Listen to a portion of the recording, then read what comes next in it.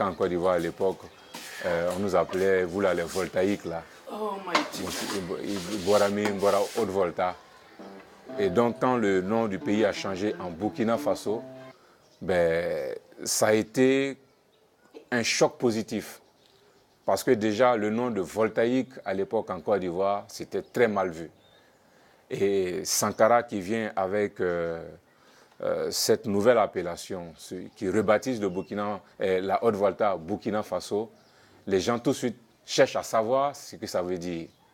Et je me rappelle à l'époque, le président Houphouët-Boigny a voulu tourner un peu à dérision cette appellation lors d'un des sommets. Il faisait semblant de ne pas pouvoir bien prononcer le nom Burkina Faso. Ça avait créé une petite polémique à l'époque, mais ça a permis quand même à beaucoup de jeunes Ivoiriens de chercher à découvrir le Burkina, de chercher à venir au Burkina pour voir ce qui se passait en tant que pays révolutionnaire. Voilà, et c'est avec le temps que j'ai su qu'il y avait des jeunes Maliens, des jeunes du Cameroun, des jeunes de presque partout l'Afrique venaient pour voir ce pays-là qui a de façon définitive voulu tourner le dos à ce passé colonialiste. Haute-Volta, ça veut dire quoi? Ça ne veut rien dire pour nous. Mais Burkina Faso, le pays des hommes intègres, la terre de l'intégrité, de la dignité, ça voulait dire quelque chose. Voilà, donc ça déjà, pour nous, c'était quelque chose d'extraordinaire et de se faire respecter à nouveau par des gens qui, de par le passé, vous voyaient d'une autre façon, quoi. Sankara, Sankara, mon président. Sankara, Sankara du Burkina. Mais moi, je viens au Burkina Faso en 85. Un an après justement le changement du nom du pays, de l'hymne national et du drapeau. Et je suis de fait pionnier sous la Révolution parce que j'étais inscrit en classe de 6e, pionnier, oser lutter, savoir vaincre, vivre en révolutionnaire, mourir en révolutionnaire, les armes à la main, la patrie ou la mort, nous vaincrons. Voilà. Donc on vous apprenait à chanter l'hymne national en français et aussi en langue nationale. Ça a été chanté en moré, en djoula et d'autres langues. Et je me rappelle un peu le début, Burkinba, Pindi Kiska, Wondbo, Layande, Halyum Tuhri. On nous a appris tout ça. Donc, voilà, c'était de créer un nouveau type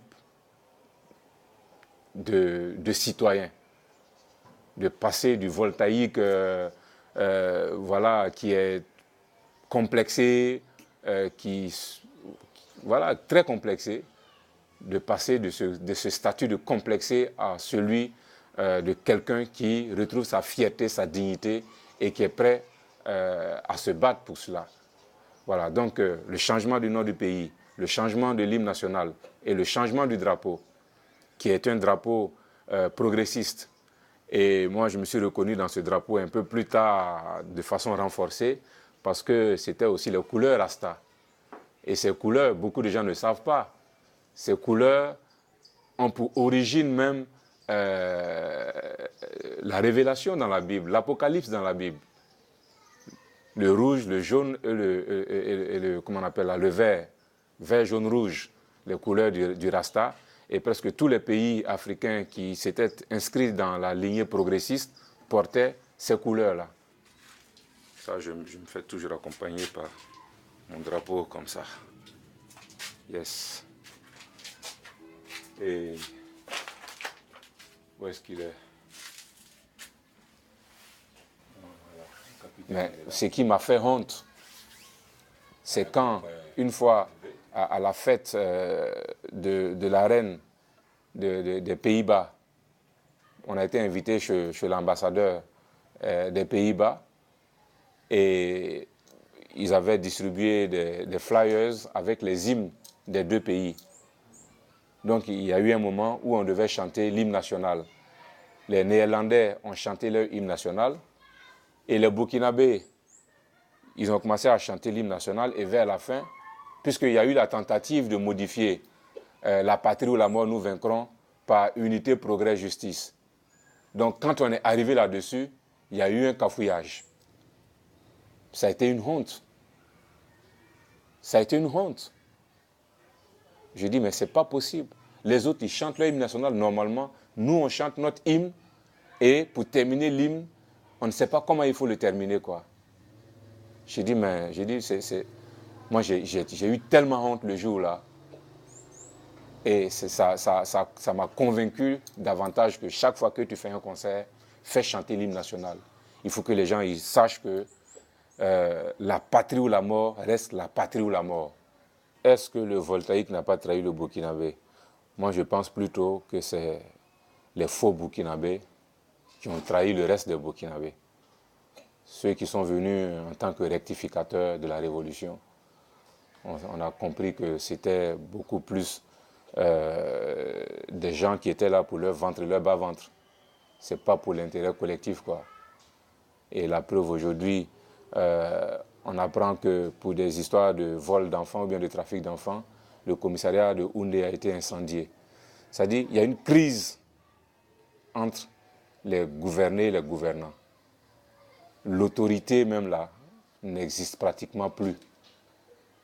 Voilà. Quand je lis par exemple l'interview de Blaise Compaoré dans Jeune Afrique qui dit que la peur pour lui, c'est de voir s'écrouler tout ce qu'il a pris le temps pour construire durant toutes ces années. Moi je dis pour quelqu'un qui réfléchit, c'est un aveu d'échec. Moi je le ramène juste à la Bible, à l'Évangile. Quand la parole sainte te dit, quand tu veux construire du durable, il faut construire sur du roc. Parce que si tu construis sur du sable, à la première vague, ça va partir. Donc, si ce que Blaise a construit, c'était sur du roc, ben, il n'aurait pas à s'inquiéter pour cela.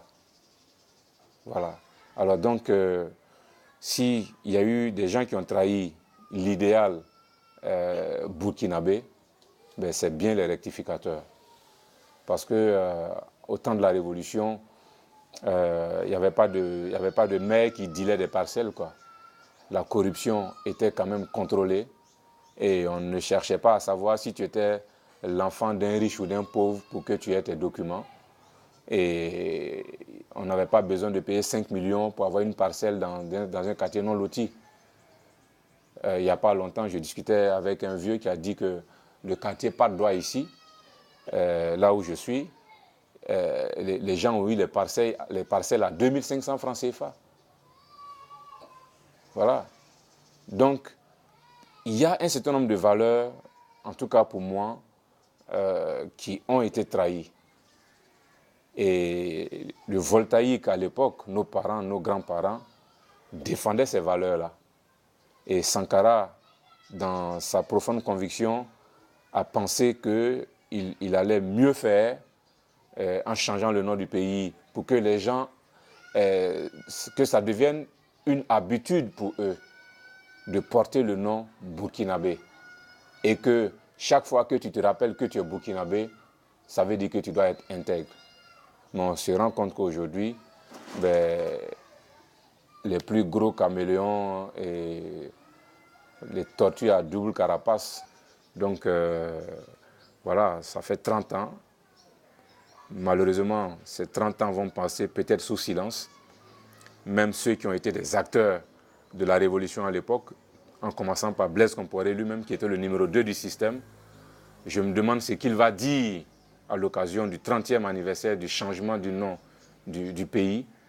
Et malheureusement, on a des gens qui ont été des acteurs de la révolution et aujourd'hui qui donnent l'impression d'avoir honte de ce passé révolutionnaire du Burkina. Notre peuple, avec tous les peuples du monde, à la conquête de la liberté et du progrès, où la mort nous vainc.